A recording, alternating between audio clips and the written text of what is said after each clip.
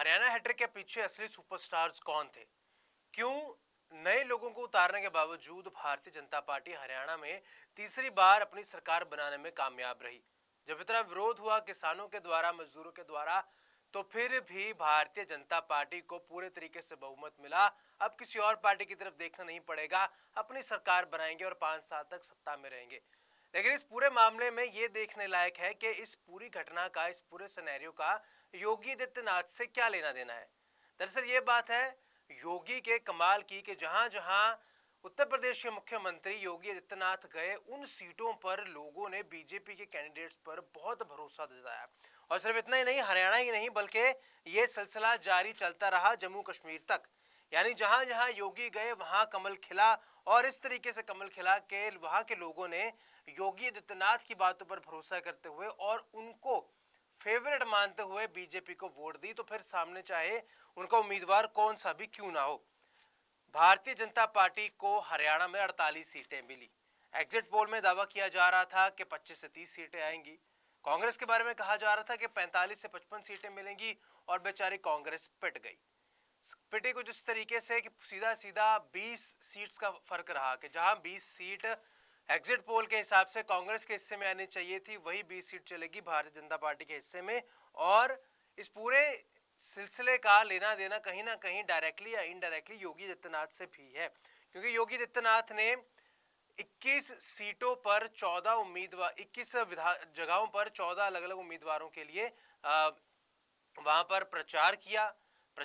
तो प्रचार इस तरीके से खूब प्रचार रहा कि उन 21 सीटों में से 14 सीटें बीजेपी के नाम रही। अगर वहीं जम्मू कश्मीर की बात भी करें तो जम्मू कश्मीर में 11 सीटों पर योगी आदित्यनाथ जम्मू कश्मीर के उन जगहों पर गए जहां उनके उम्मीदवार खड़े थे, और उन 11 सीटों में से 10 सीटें भारतीय जनता पार्टी के उम्मीदवार ने जीती। सिर्फ इतना ही नहीं, आने वाले लोगों का यह भी मानना है कि प्रधानमंत्री नरेंद्र मोदी के बाद अगर कोई सनातन धर्म या जिस आइडियोलॉजी पर भारतीय जनता पार्टी की बिसाख बिछी है, उस पर योगी आदित्यनाथ ही सही से खेल खेल सकते हैं। किसी और के पास शायद उतना षड्यंत्र या इतना लोकप्रिय चेहरा कोई और नहीं है, और योगी आदित्यनाथ को ही प्रधानमंत्री मोदी के बाद भारत का अगला प्रधानमंत्री मानना या देखना चाहते हैं लोग। उनकी आने वाले समय में अब बीजेपी ने पिछले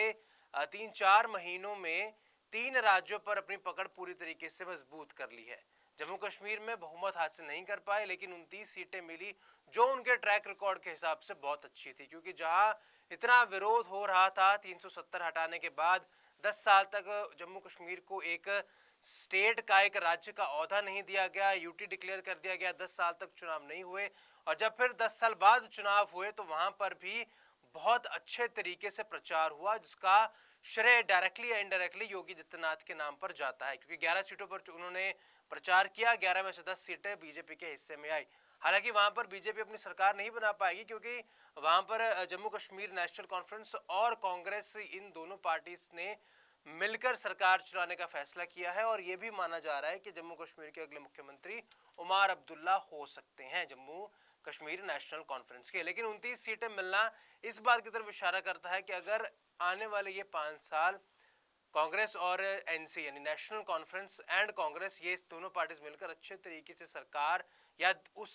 स्टेट को नहीं चला पाती हैं, तो लोग शायद भरोसा दिखा सकते हैं अगली बार, यानी अगली बार 2029 में भरोसा दिखा सकते हैं भारतीय जनता पार्टी पर, क्योंकि जिस तरीके से हैट्रिक उन्होंने हरियाणा में लगा दी, और अगर हरियाणा में इतने विरोध के बावजूद उनको पूरे तरीके से बहुमत मिला है, और जम्मू कश्मीर में इतने विरोध के बावजूद बहुमत मिला, तो आने वाले समय में अब ये देखना होगा कि जिन स्टेट्स में चुनाव होने हैं, जैसे दिल्ली में चुनाव होगा, झारखंड में चुनाव होगा, इन जब स्टेट्स में चुनाव होंगे तो वहां पर क्या बीजेपी कमल खिला पाएगी, या फिर अगर दिल्ली की बात करें तो या फिर जिस तरीके से पिछले लगातार 2 टर्म से अरविंद केजरीवाल बतौर मुख्यमंत्री टिके हुए हैं, क्या उनकी तीसरी टर्म लगातार चल पाएगी। तो ये आने वाले बड़े